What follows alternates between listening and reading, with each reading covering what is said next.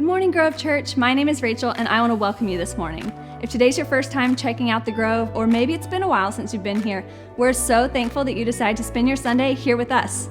Here at the Grove, it's so important to us that we connect with you, and that's why inside of the program you received, you'll find a connection card. We want you to fill that out so we know how we can be praying for you and celebrating with you and connecting with you. You can also scan the QR code and fill that card out right on your phone. If it's your first time visiting with us, we also have a gift for you. So please, as you drop off your connection card on the way out, make sure to stop by the Welcome Center and grab that free gift. Now, here's a few more announcements. Throughout the Christmas season, we've had several opportunities to serve and give to our local community. We partnered with Project Noel and were able to provide Christmas gifts for over 150 children in Brevard whose parents have been affected by the disease of addiction. We also participated in Bikes for Brevard, and through your generosity, over 150 brand new bicycles were given to families in need. Grove Church, we get to be the hands and feet of Jesus in our community, and we are so grateful for the way you always step up and love well. If you would like to be a part of serving our community, reaching others, and sharing the love of Jesus, we have 3 ways that you can give. You can give online on our website or app, or you can use the envelope in your program and drop it off on your way out. Thank you for giving your first and best and partnering with us to transform our community.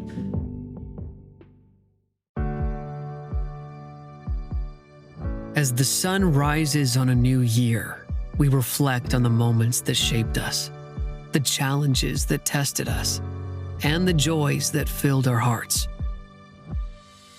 In the ever-changing landscape of life, one thing has remained constant: our God.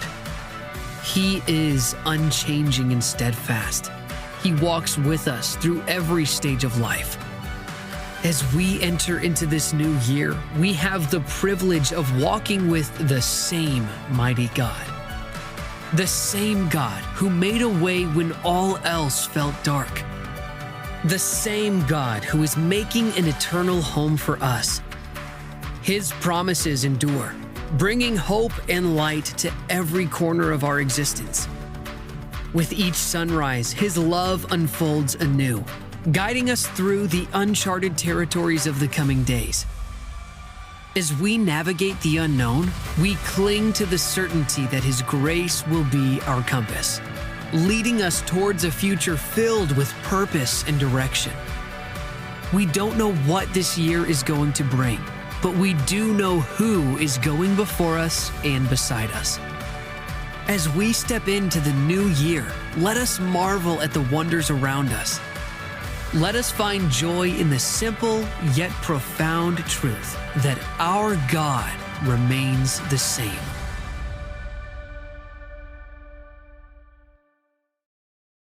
Well, good morning, Grove Church. Good morning. Hey, my name is Ashton. I know I look a lot like Pastor Brad and Pastor Barry, but my name is Ashton. I'm the student pastor here, and I get the opportunity to be on staff and serve middle school and high school students every week right here in this room. On Wednesday nights, we see a couple hundred students enter this room, and we have crazy games, live worship, and we teach the person of Jesus on their level. And I want to thank you, church, for giving your first and your best in supporting what God's doing in the life of our students right here in this building. Thank you. Thank you so much. Man, thank you to Pastor Brad and Pastor Barry for the opportunity to teach today, but I just want to ask you, have you ever lost something? Like have you lost something bad when you need to go? Oftentimes, it's always when I'm on the way out the door, I've overslept my alarm, I've taken too long of a shower, I stayed up too late watching Monday Night Football, and my keys are gone. They're not on the hook by the door, they're not on my nightstand, I can't find them anywhere. Have you experienced that panic frenzy? You are late and you can't find your keys or your wallet and they're gone, they're nowhere. So you start tearing apart the couch cushions are flying. The hamper is emptied. You're looking through all the pairs of pants you've worn for the last 2 months, checking all the pockets, you can't find them. You're laughing because you've been there. You get to the point where you're even opening the freezer, you're looking in the shower, you're opening the dishwasher, just praying that your keys show up somewhere. Man, that's why my wife bought me 4 AirTags this Christmas. So I get the little Apple trackers, put them on my wallet, put them on my keys, because she was sick of me getting stressed out when I had to go. But take it a step further. Have you ever lost somebody? Like, the intensity just extremely intensified. Like, have you ever lost somebody? I remember one time I was a young child with my mom in an Academy Sports in North Texas. And if you've ever been to stores in Texas, you know everything's bigger. For some reason, this Academy had 2 stories. It was escalators, elevators, rock walls. They had everything in the store. And like a little kid, I hated shopping, so me and my sister we'd go play hide and seek in the clothing racks. Anybody ever done that before? Watched your kids do it maybe? We play hide and seek, and eventually it got to my sister's turn to hide, and she hid in the T-shirts or hid somewhere, or at least I thought she did. And after a few minutes, I lost track of her. I couldn't find her. She was gone. And what seemed like minutes turned into hours. I told my mom. She started panicking, crying. We started telling managers and store reps and everybody in between. And the intensity of trying to find her rapidly grew. You know, the worst thoughts are coming to your mind. You can't find her. You're missing the daughter that you're responsible for. What do you do? Well, at the last minute, before she started calling the cops, she looked over and saw an elevator, and she ran over, pushed the buttons, and the doors slid open for my little sister to stand there. And she said, "Mom, you found me." Whew. Like, just take a deep breath, man. The worst case scenario could have happened just there. Have you ever experienced losing somebody like that? You ever experienced missing somebody like that? You see, church, today our priorities drastically change when we've lost something. We might be late for that meeting, but we can't get to the meeting if we don't have our car keys. We might be late for the family dinner, but if we get pulled over without our wallet, we're getting a big ticket. If we're losing our child, we're dropping everything we can to go and find what we've lost. And this morning, we see a story in the book of Luke chapter 2, after his birth. There's a story of one of the only pictures of Jesus' time as a middle school age student where he's lost. He's missing. And I want to start the story telling a little feedback. Mary and Joseph are traveling for the holidays. Anybody just get done traveling for the holidays here? Every year growing up, my family and I would travel to Arkansas or to Texas. So we'd be in the car for hours, and there were no iPhones. There were no download a movie on your phone and watch it. So me and my sister would do what normal siblings would do. We'd play slug bug until our arms would fall off. That game actually got banned in my family because my sister would punch too hard. But I imagine this is this type of games that Jesus would play when we look at the book of Luke, chapter 2, 41. And the text starts and it says, every year Jesus' parents went to Jerusalem for the festival of the Passover. When he was 12 years old, they went up according to custom. Now I want to pause right there and make a note. This travel from Nazareth to Jerusalem wasn't just a 2-hour car ride. This was a 30-hour hike. Every year, they would make this journey to Jerusalem from Nazareth and go up to celebrate God's provision for the Israelites out of Egypt. Every year, when he was 12 years old, they went up to the festival according to custom. And the story continues in verse 43. After the festival was over, while his parents were returning home, the boy stayed behind in Jerusalem, but they were unaware of it. Thinking he was in their company, they traveled on for a day. Then they began looking for him among their friends and relatives. And when they did not find him, they went back to Jerusalem to look for him. After 3 days, they found him in the temple courts. I just want to push pause there. Like, if we are missing, this story, Jesus is missing for almost 5 days in this story. Anybody have an oh crap moment? Like, we'd be putting out an APB, we'd be calling the air and search rescue, calling the dogs out. We'd be getting everybody out and looking for our child. But I want to note this morning that Luke writes a story not to point fingers at Mary and Joseph. Mary and Joseph aren't bad parents. This is a couple that had witnessed angels in their presence, declaring that they would be responsible for the Messiah as he grew up. These are devout Jewish followers that were great parents, but they still misplaced him. They lost him. And church, I want to ask you the question this morning. Have you ever lost track of Jesus? Have you ever lost track of Jesus in your life? And I believe it's true for all of us oftentimes to lose track of where Christ is in our life. And just like Mary and Joseph, we lose him too. We're not going to lose him in Jerusalem and forget about him for 5 days, but we're going to lose him in a few different areas. And if this morning you're taking notes, the first thing I want us to remember this morning is that we can often lose him in the busyness. We can lose Jesus in the busyness. Mary and Joseph traveled likely in a large caravan of a couple hundred people from Nazareth to Jerusalem. This was a festival that thousands of Jews from all over the land would travel to every year. And they probably stayed in tents. There weren't any Hampton Inns or Hiltons anywhere. All the beds were taken up. And just in the hustle and bustle of trying to get around Jerusalem, trying to get home, they were tired of the mat, ready to get home to their sleep number bed. Just in the hustle and bustle and the busyness, they were ready to go, and they lost him in the busyness.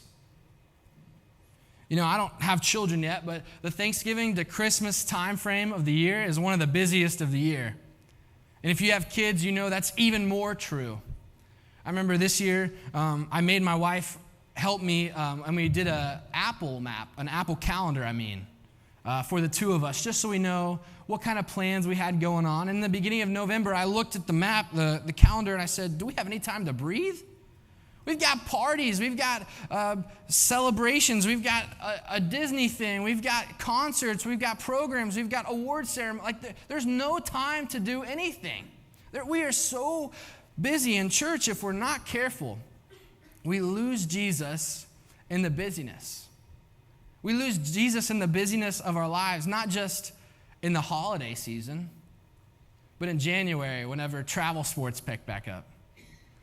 We lose them back when we get back into the things of the daily week where we've got meetings and practices and meetings and meals and work projects. We lose him in the busyness. You know, church, we are blessed with two great pastors that lead us well. And I often hear Brad and Barry talk about leaving margin for our lives. Leaving margin for our lives for God to work, leaving breathing room for God to show up and show off in our lives. And I think if Mary and Joseph had probably taken a pause and just said, let's just make sure we got everything packed in the bag, they would have noticed their 12-year-old annoying, smelly 7th grade boy wasn't with them. They would have noticed if they had just taken a pause. And we see later on in his life, Jesus says to his disciples who are struggling with some stress, struggling with some concern about the busyness of their life, and he says to them in Matthew chapter 6:33, he says, but seek first his kingdom and his righteousness. All these things will be given to you as well. Therefore, don't worry about tomorrow, for tomorrow's got enough things to worry about itself. Each day has enough trouble on its own. Church, we lose him in the busyness. The second thing we see in this story that probably could have distracted Mary and Joseph is and the same for us, is we lose him in religion. We lose him in religion. Like I said earlier, Mary and Joseph, they were a couple that witnessed angels declaring to them that they were going to be the earthly parents of a heavenly Messiah. These were devout Jewish followers that it says in the text that they went up yearly to Jerusalem. You got to be devoted to walk 30 hours. They were devoted yearly. They did this every year. But church, if we're not careful, we can fall into a routine. See, religion is a routine, and routine over time can become mundane.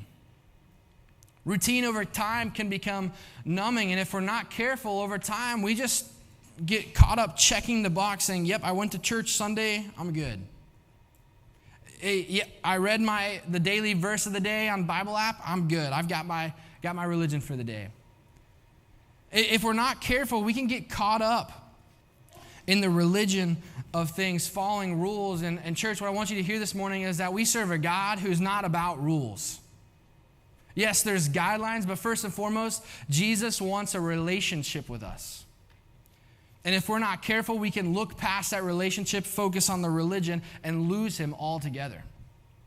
See, actually, in fact, Jesus says again later on in his life in 14:6 to the disciples again, they were again caught up in following all the rules and making sure you did the right thing and wore the right thing and said the right thing. And Jesus said in John 14:6, he says, I am the way, the truth, and the life. No one comes to the Father except through me. Thank goodness he doesn't say, no one comes to the Father except those that go to Sunday school or Sunday service or read their Bible every day or pray 4 times a day on their hands. No, it doesn't say that. The only way to the Father is through Jesus, not through a religion. See, when I was a teenager, I often made dumb decisions. Anybody make dumb decisions as a teenager? Anybody? That's just, the teenagers later on, none of them are going to put their hands up. They're all just going to sit there and stare at me. But when I was a teenager, I made dumb decisions, and I remember one time I was a senior in high school, and I had just gotten a Jeep Commander. I don't know if you've ever seen those before. They're like a Wrangler, but you can't take the doors off. They've got leather seats. It was a really nice car. It had a sunroof, and I left the sunroof open during a rainstorm. Man, it had electric seats, so I was nervous. My dad kind of made me nervous a little bit. Like, he was not one to spare the rod, if you know what I'm saying. I love my dad. He's a great man. But I assumed that I could get ahead of the curve and I could drive my Jeep in the garage and start the car, roll the windows down, turn the AC on, and my seats would dry. I thought I had a great idea going for me. After about 5 minutes there, I started smelling something funny. Note to self, don't ever run your car in an enclosed garage. Just let you know. So I assumed again that I would make matters even better. I'd roll the garage door up. I'd back my Jeep halfway out and hang the exhaust out. Like I'm a wise teenager at this point. I'm having great ideas. Well, I forgot that my door was propped open. So I backed right into the garage and folded the edge of my door almost all the way in half. And my dad knew it. I couldn't hide that. The seats might have been dry, but my door didn't close. Man, but church, that story shows us that sometimes we work around, we circumnavigate, we assume things that get us deeper into trouble. And if you're taking notes, the last thing I want us to hear this morning is that we can lose him in the busyness of our lives, we can lose him in the religion of our lives, but often we can lose track of him in our assumptions. See, Mary and Joseph had done this journey 12 times. Jesus, the Messiah who they knew, had done this journey 12 times. I'm sure if I was in their spot, I would have just assumed he was with us. He's with his cousins or siblings somewhere. I would have just assumed that he was with us. You know, there's no Life 360. There's no Find My Friends. You can't get a quick phone call or a text message. Hey, Jesus, you good? Like, you can't have a quick check-in. See, in church, what I want us to hear this morning is that we can often lose track of Jesus in our lives because we assume that he's just following us and okay with whatever decision we're making. That he's just cool with us, that we can just kind of get our fix on a Sunday or once a month or once every couple of weeks and then just kind of move on down the road, and that he's good with all the decisions that we make throughout the rest of our lives. And I want to note that if this morning you've confessed Jesus, Jesus is with you always. He will never leave you. But if we're not careful, we can leave him alone, put him in a box, and do things our own way unchecked. We lose him in the assumption that he's just good with whatever. And I'm good with neglecting him. Oftentimes, I'll get my fix and then just kind of make decisions with my finances on my own, make decisions with the ministry on my own, I make decisions with my family on my own, and then I get to the end, I'm like, oh man, I just messed up. I did it all on my own. That's why nothing is working. I can lose him in the assumptions. After 3 to 5 days of panic and stress, can you imagine what Mary and Joseph were feeling? I imagine Mary being the emotionally distraught mom who can't cry anymore. I just lost the Messiah. I can imagine Joseph almost being like the angry, protective dad who's ready to kick down every door in Jerusalem and look for his teenage son. But in verse 46 of Luke chapter 2, we see the end of the story. After 3 days, they found him in the temple courts, sitting among the teachers, listening to them and asking them questions. Everyone who heard him was amazed at his understanding and his answers. And when his parents saw him, they were astonished. His mother said to him, "Son, why have you treated us like this? Your father and I have been anxiously searching for you. What have you done to us? Do you know the pain that you've caused us?" In 49, he says, "Why were you searching for me? Didn't you know that I would be in my Father's house? Didn't you know that I would be right here where I'm supposed to be?" But they didn't understand what he was saying to them. In verse 51, the story ends that then he went down to Nazareth with them and he was obedient to them. His mother treasured all of these things in his heart, and Jesus grew in wisdom and in stature and in favor with God and man. Now this morning, I believe there's a few different people in this room as we enter 2024, as we close the book on 2023. These are a few different types of people in this room today. And maybe some of us fall under the fact that we've lost him in the busyness of our life, right? Like we've booked our lives 24/7, 24 hours a day, 7 days a week, 365. There's just no time to breathe. Sometimes we can't even make it to service on Sunday. We don't even have time to open the Bible in the morning because we're just going and working and grinding. And maybe if that's you this morning, maybe your 2024 resolution, if you don't have it yet, just means you just need to take a step back, take a breath, and be still in the presence of Jesus. Christ hasn't moved anywhere from us. We can get distracted, we can get pulled away, we can get torn apart, but he's still right there, waiting for us, saying, "Ashton, hey man, just put it down. Don't look at the calendar for a few minutes. Turn off your notifications and just be still and seek me first." Some of us this morning are entering 2024, not really sure what the year looks like. Not really sure still about this whole religion thing. Not really sure, why do we got to stand up and wave our hands around while singing a couple of songs about God? Why do we do this? And church, maybe that's you this morning. I want to challenge us 2024. I want to challenge us to dive into community with Christ. Maybe what that looks like for you is filling out a connection card today and saying, "Hey, I'm ready to serve in kids ministry." Maybe today is, "Hey, I'm ready to tackle what it looks like to hang out with middle school students on Wednesday nights." Man, God bless you if that's you. Maybe some of you are just ready to make a pot of coffee and shake hands with somebody in the morning. If you want to dive closer to the person of Jesus, church, dive into community with him. A lot of times we want to get wet, we want to get cooled off, but we're just dipping our toes in the pool. And church, we have to dive all the way in. We got a cannonball in the pool to get soaked. There's a final group of us today that is frankly a little scary. It's that we don't even know he's missing in our life. Maybe the family's good, the health is good, the relationships are good, the finances are good. All the boxes in our life that seemingly mean us to be successful are checked. But I want to challenge us, church, is that all have sinned and fallen short of God's glory. All have sinned and fallen short of God's glory. And apart from him, you can be the best person and still not be close to him. You see, this 12-year-old boy that got lost in Jerusalem for a few days would grow up.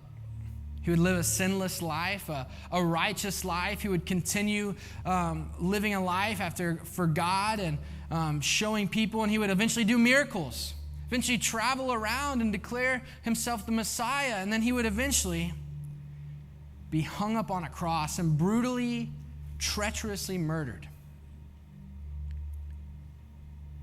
And then 3 days later, he would rise again from the grave.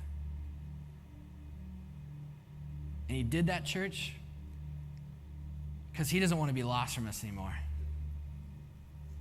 He wants us to draw in close. And Paul writes in the book of Ephesians chapter 2, but now in Christ, you who were once far have been brought near by the blood of Christ.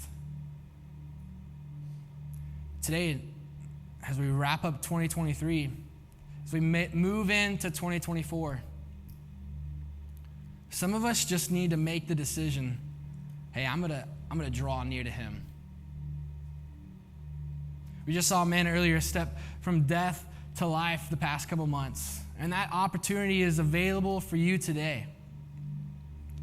And it doesn't come with a social security number. It doesn't come with a bank account. It comes with a simple prayer. In Romans chapter 10, Paul says all we have to do to draw near to him is confess with our mouth that Jesus is Lord and believe in our heart that God raised him from the dead and you will be saved. Church, don't leave 2023 without knowing the person of Jesus, without finding the person of Jesus and drawing close to him today. We pray with me. Jesus, Lord, thank you so much for letting your church gather on the last day of 2023. God, I pray as we get ready to leave here and get in our cars and get ready for festivities tonight, God, will we not leave here today without making a decision to follow you? Lord, I pray that the men and women in this room that have experienced you today, God, would they be called to action? Would they write on their connection card, God, would they come and pray with some of our team here at the front? Would they draw closer to you today? God, would you start 2024 off giving us a hunger to sit in your presence and draw close to you? Jesus, we love you and we thank you. In your name we pray. Amen. What a great message, church. I'm so encouraged every time I come into church, every time I watch one of our services and I hear a word from one of our pastors. But I want to challenge you, church. I don't know where you're at in your faith right now. I don't know if you're half in or half out. We've all been there in different seasons in our faith. But I want to challenge you right now. Have you given Jesus your full life?